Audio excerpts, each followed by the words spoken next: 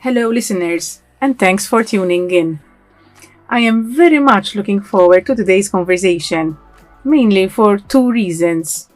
One is the topic of conversation, female leaders, which I'm very passionate about.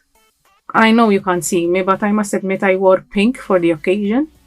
And secondly, because of my guest, Francesca Fenech, director within the corporate unit of the tax line of service of PwC Malta.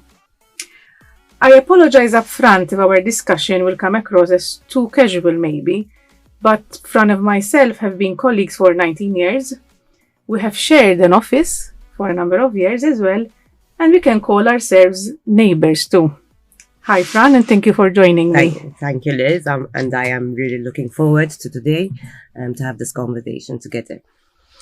Our objective today is, in my view, very simple, to tell a story of one of us and her journey.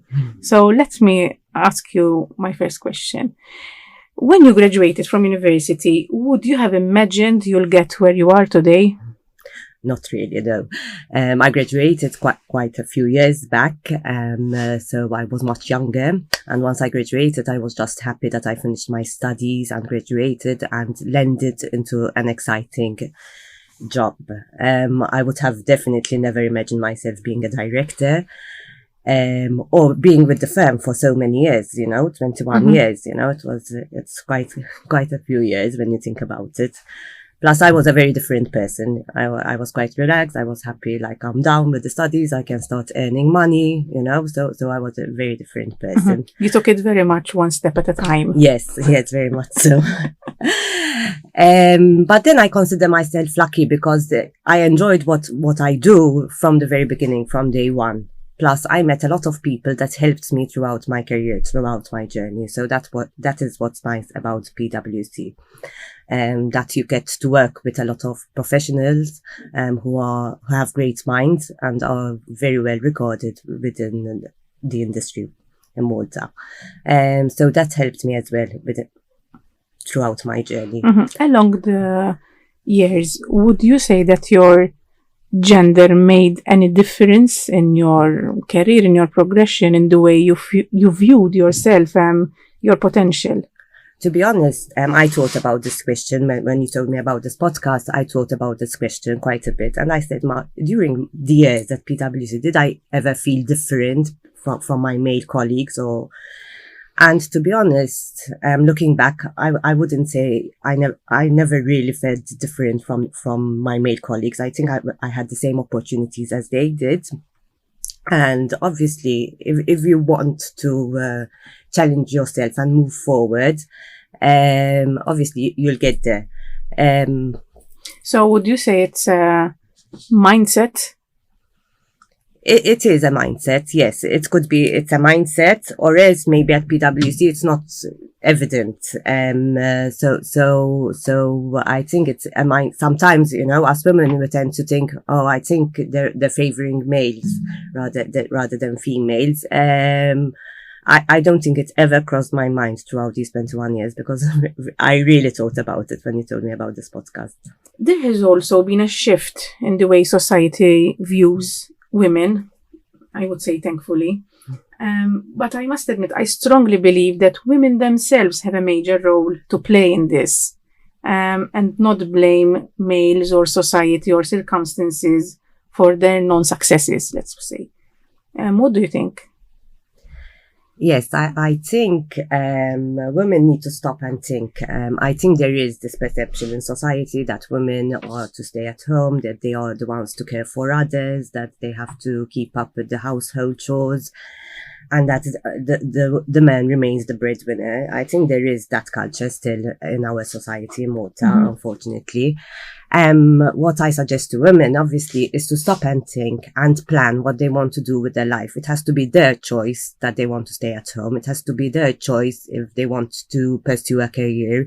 It has to be their choice without anyone pressuring them to be bound to make certain choices in life. Exactly. I think each woman has to pursue her dream. and with no one interfering. Obviously, you need to plan with people because you need to depend a bit on other people. Even if you're married, you have to split the house chores, for example, because obviously you need your time.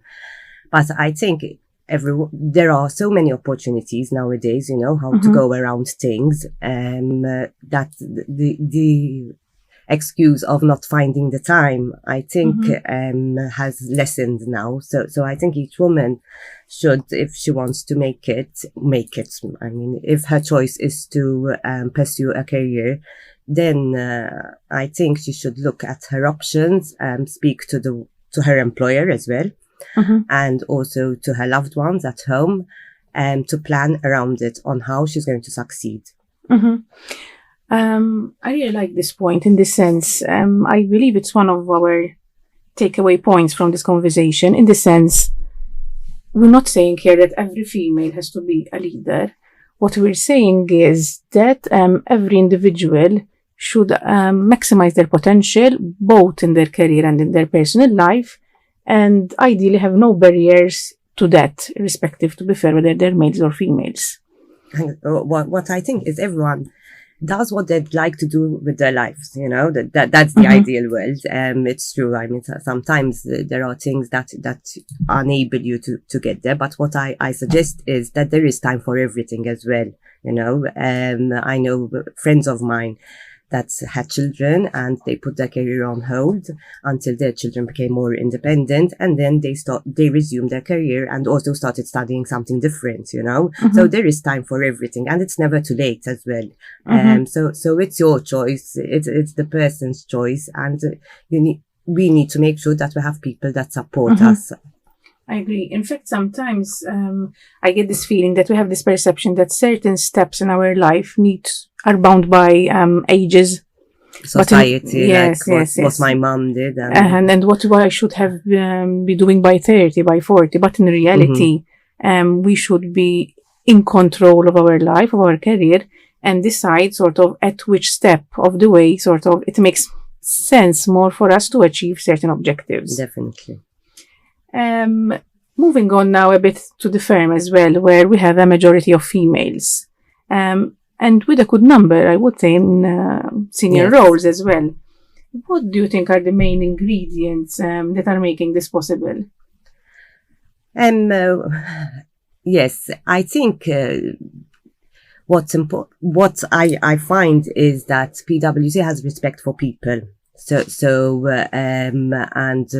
for both women, female, and anyone else, like.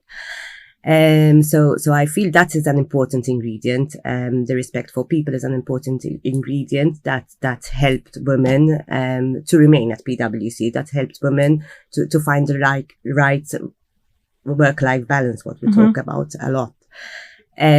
So even both partners and directors and the manager group are very understanding. So if someone needs more flexible hours, we help them with that. So we always find solutions, obviously always keeping in mind that we're a business ultimately. Plus then we have all the other facilities. So we have the childcare center, we have flexi hours, reduced hours, the working from home. We also have the diversity team who helps in bringing cultures and people with different backgrounds and lifestyles together, and another platform to also voice our concerns. And most of the times we manage to come up with a solution. So it's nice that we work in this environment where that we're heard, that our voices are heard, and that we try and please people as much as possible. I can vouch to that because I have made use of the flexi hours, of reduced hours, of the childcare center. So I'm living proof.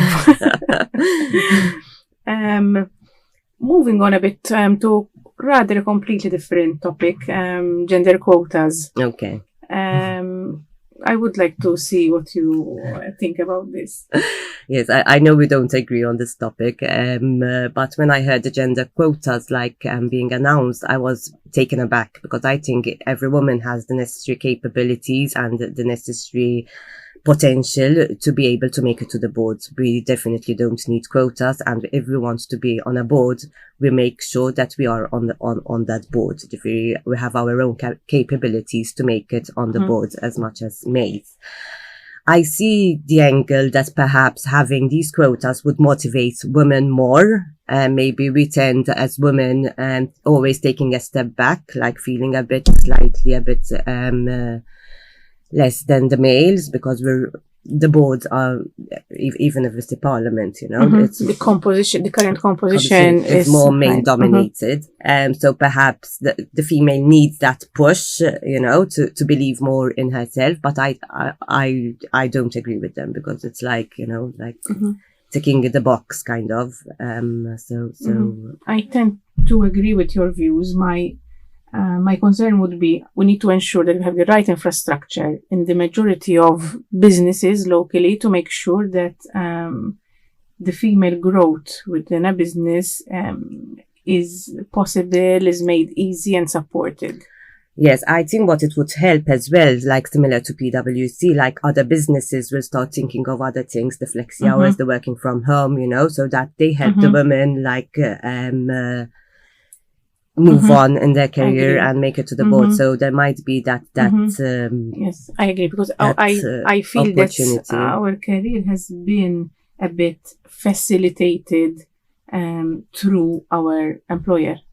But I come across other stories of people who felt they had no other option but for a certain period of time to stop and focus possibly on their family, on other commitments they had. So I think we have a long way to go in that regard. Yes, no, I think that would help from that end. It will help that businesses will support female workers more, knowing that ultimately they need to be in top management. So I think from that angle, as a business setup, I think the quotas will help in that regard. But otherwise, I'm not a big fan of them. We, as you know, we support a lot the student community. Yes. We have a lot of students who follow us as well and listen to us. So I wanted to ask you, what advice would you give to young ladies out there who are just starting their professional career or thinking about their career at the moment? Yes, sure. I think we need to believe in ourselves, and also we need to enjoy our journey. So sometimes I feel that people out of university want to become managers the day after, kind of thing. Like everyone is rushed, but please God, we have a whole life in front of us. So what I really, really suggest is enjoy what you do, build relationships with people, because these are ultimately what you experience on a day-to-day basis, and challenge yourselves and push yourselves outside of your comfort zone. A story which I like to relating really is that when I was out of university, I was a very shy person. So like big groups, and I have to public speak and things like that wasn't me at all. And now, thanks to PwC, I am more confident. And also we're, Liz and myself, both of us, are also participating in large forums every day. So this is something that really helped me build my confidence. I tell all the ladies out of university to enjoy your journey, believe in yourself, and challenge yourselves, and let's make it a better world. Fran, I'm noticing that our conversation is quite positive, I would say, on the female topic. But I'm sure you have faced a lot of challenges, knowing, for example, that you attend quite a number of board meetings, and also in your personal life. Would you be able to share a couple of interesting stories around this? Yes, board meetings. Yes, I attended quite a few throughout my years. Sometimes, you'll be at the board meeting and you look around you and you realize, there are 5 men and I'm the only female here. So that is when it starts occurring to me. I'm the only female in these boardrooms. And most of the times, all the board meetings, when this happens, people are discussing football. And we spend like the first 15 minutes speaking about the game of Sunday and how they fared and what's not. And then me to join in, like I just, put any name of a footballer out there, like, that's, so at least to feel a bit part of the conversation. But yes, so these things happen at board meetings. Especially if there are male, but I try and contribute to my little. So you better understand my point on the quotas in the sense having a more balanced. At least we can talk about bags more, and then we'll see whether the male will butt in, will join in probably. Yes, so the conversations perhaps would be wider and more inclusive if there are females at the boardrooms. Even I'm sure you've experienced this when you have workmen at home and they tend to ask for the husband or it's not, they don't even look at your face, like. So sometimes, it doesn't mean if I'm talking about a wall or the structure of a wall, it doesn't mean that my husband knows more than me because we're the same in that area. So they have to speak to me. An expectation, however. Yes, that the males would be more into exactly, and then the females, like if we're talking about kitchens, will be yes, the experts where we want the oven to be and the sink and that's yes, definitely. It's not, I would say it's not easy to change it because it has been there for a lot of years. Yes. And it's fine that people fit in with it, that definition and that, let's call it stereotype. Exactly. But it should be open for both males and females to have topics of interest irrespective of what they should be expected to have. Definitely, no. I totally agree. I think the world has changed a lot, and we can see even like females living on their own and buying their own property. So when you come to meet the workman, it has to be the female, that meets the workman. So amen to that. Exactly. Francesca, thank you for joining me. It has been a very pleasant conversation. I think we have to have a take 2. Whenever you want. Thank you as well to our listeners for tuning in. Thank you.